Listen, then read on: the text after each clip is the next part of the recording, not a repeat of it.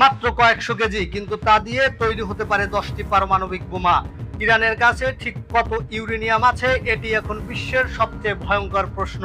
যুক্তরাষ্ট্রের জ্যেষ্ঠ কর্মকর্তাদের দেয়া তথ্য অনুযায়ী যুদ্ধ শুরুর সময় ইরানের কাছে ছিল প্রায় 440 কেজি 60% সমৃদ্ধ ইউরেনিয়াম, যা খুব দ্রুত 90% অস্ত্রমানের পর্যায়ে নিয়ে যাওয়া সম্ভব।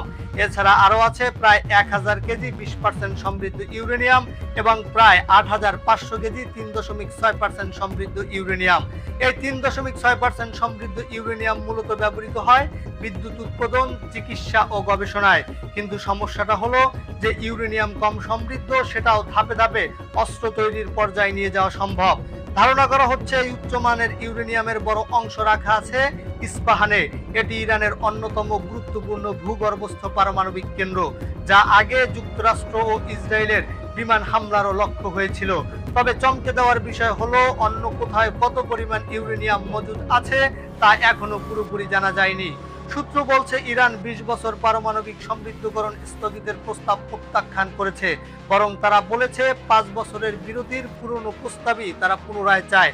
এছাড়া আরও একটি বড় দাবি ছিল 440 কেজি উচ্চমাত্রার ইউরেনিয়াম হস্তান্তর করতে হবে, কিন্তু ইরান সেটিও সরাসরি নাকচ করে দিয়েছে। আন্তর্জাতিক পরমাণু শক্তি সংস্থার প্রধান রাফায়েল গ্রোসি জানিয়েছেন, যদি এই ইউরেনিয়াম আরো সমৃদ্ধ করা হয় তাহলে এটি দিয়ে তৈরি হতে পারে প্রায় 10টি পারমাণবিক বোমা। তার এই বক্তব্য পুরো বিশ্বকে নাড়িয়ে দিয়েছে। এখন প্রশ্ন একটাই, ইরানের এই ইউরেনিয়াম কি শান্তিপূর্ণ কাজে ব্যবহৃত হবে, নাকি এটি বিশ্বের নতুন পারমাণবিক সংকট তৈরি করবে?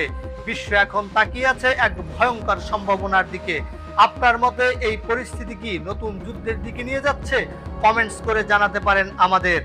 এমন গুরুত্বপূর্ণ আন্তর্জাতিক খবরের আপডেট পেতে আমাদের চ্যানেলটি সাবস্ক্রাইব করতে ভুলবেন না। একই সাথে লাইক শেয়ার দিয়ে আমাদের পাশে থাকুন।